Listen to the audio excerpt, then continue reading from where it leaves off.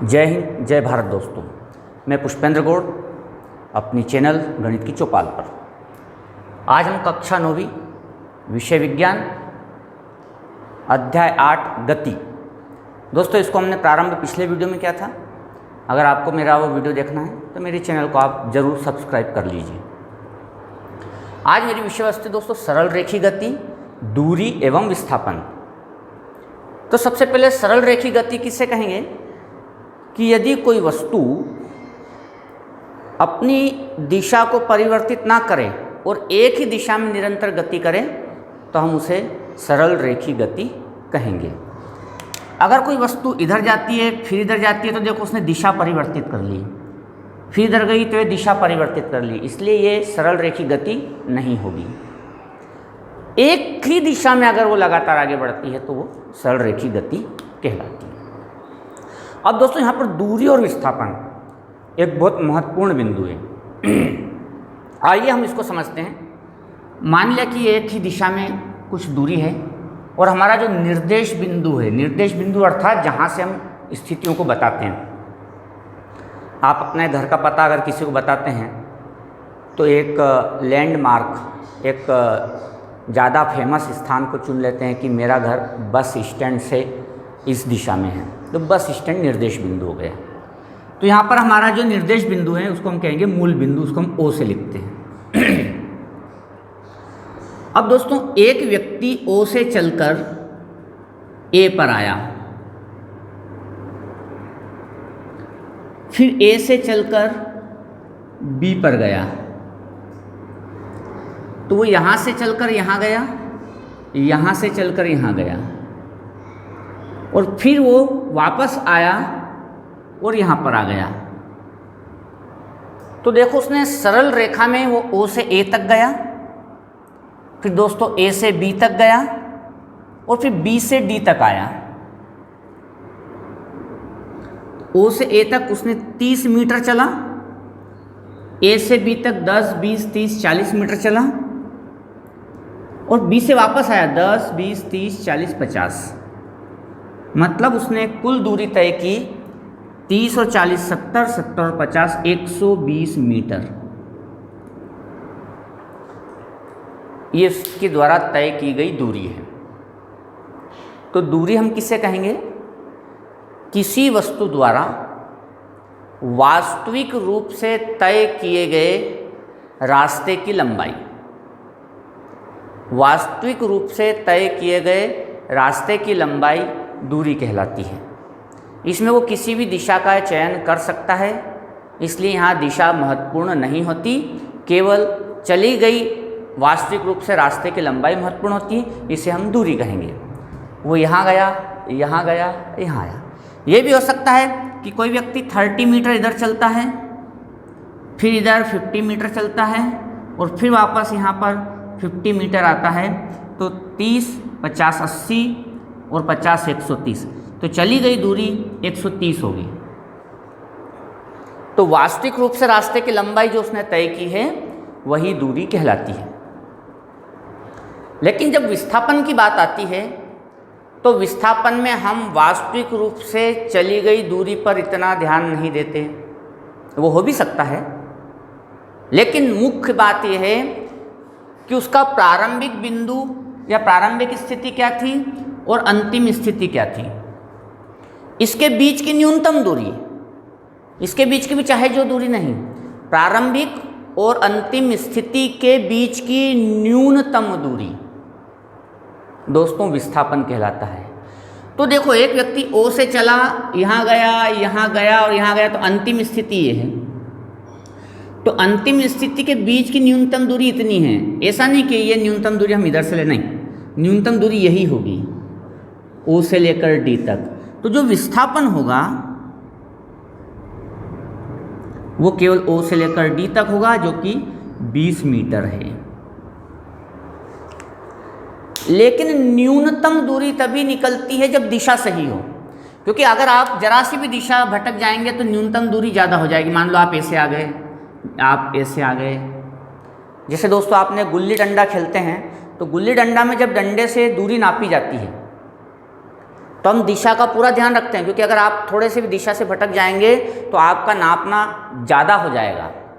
इसलिए कम से कम दूरी में ही मेज़रमेंट हो जाए, मापना हो जाए गुल्ली डंडे के खेल में, इसलिए लगातार दिशा का ध्यान रखते हैं। तो विस्थापन में दिशा का महत्व होता है, जबकि दूरी में दिशा का महत्व नहीं होता है। तो दोस्तों यहाँ पर दो चीज़ें एक साथ चल रही है, दूरी भी समझ रहे हैं, विस्थापन भी समझ रहे हैं आप, और दूरी और विस्थापन में अंतर भी समझ रहे हैं।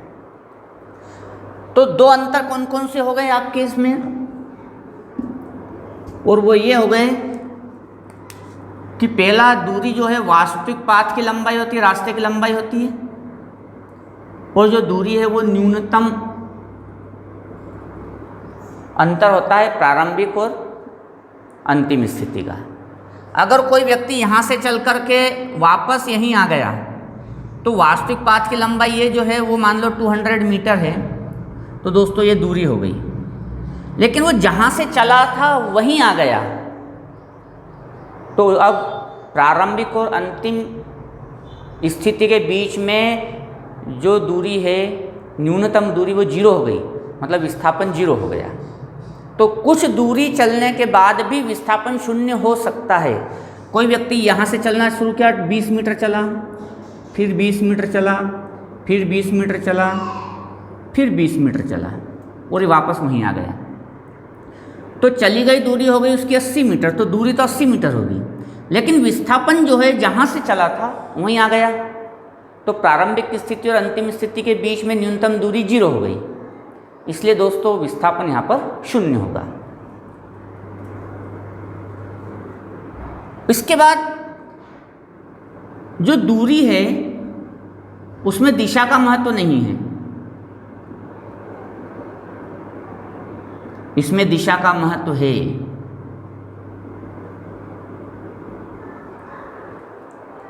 फिर आपने देखा दोस्तों कि दूरी 200 मीटर थी, या दूरी यहाँ पर आपकी 120 मीटर है, जबकि विस्थापन 20 मीटर है। तो विस्थापन कभी भी दूरी से ज़्यादा नहीं होता, विस्थापन कभी भी दूरी से ज़्यादा नहीं होता।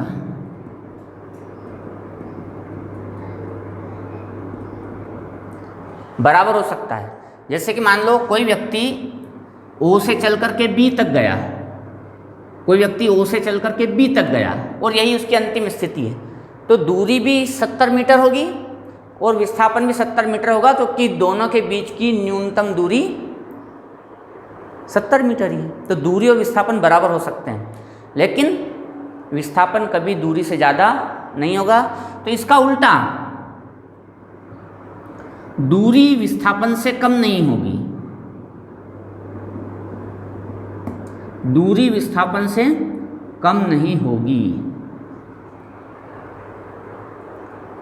ये एक अंतर है।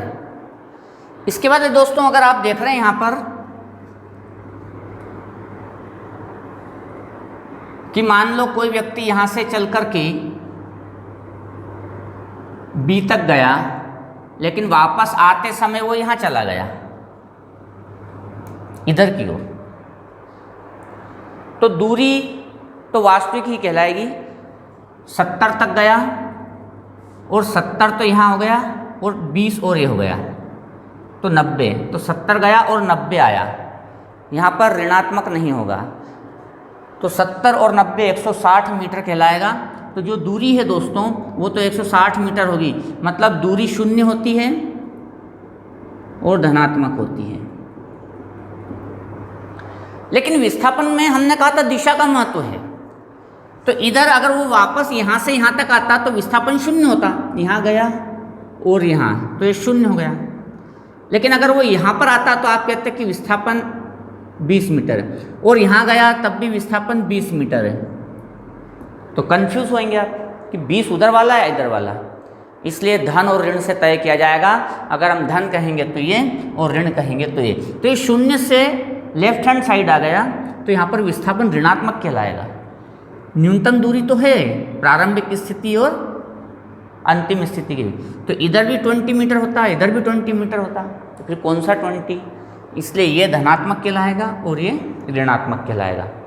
इसलिए जो विस्थापन है दोस्तों वो शून्य भी हो सकता है, धनात्मक भी होता है और ऋणात्मक भी हो सकता है।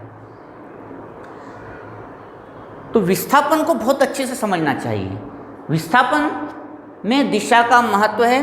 कोई व्यक्ति यहाँ से चला, यहाँ आया तो ये तो दूरी हो गई, लेकिन विस्थापन इससे ऐसे नहीं कहा जाएगा। प्रारंभिक स्थिति और अंतिम स्थिति के बीच की न्यूनतम दूरी को हम दोस्तों विस्थापन कहेंगे। तो भैया मैंने आपको दूरी भी समझाई, विस्थापन भी समझाया और दोनों के बीच में अंतर भी बताए। तो आपके कई प्रश्न तैयार हो जाते हैं, दूरी क्या होती है, विस्थापन क्या होता है, दोनों के बीच में अंतर क्या होता है, और इसी आधार पर आपके कुछ गणितीय हल भी तैयार हो जाते हैं। तो अगले वीडियो में मैं कुछ गणितीय हल करूंगा दूरी एवं विस्थापन के, तो आप जरूर देखिए और इसके लिए मेरे चैनल को सब्सक्राइब कर लीजिए। तब तक के लिए जय हिंद, जय भारत।